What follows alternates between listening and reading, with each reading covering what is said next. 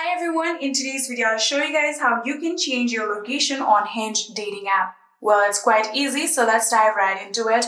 First of all, simply open the application and make sure that you are logged in. So after doing that, tap on your profile icon right here and then get to your profile. So after doing that, in order to edit your profile, you'll have to tap on this edit icon on your profile picture right here. And from here, you have to now scroll down in your My Vitals. Here you can see under My Vitals, there is the option of location. Tap on it. And now from here, you'll have to write down your address or select your address on the map. I'm simply going to write down my address.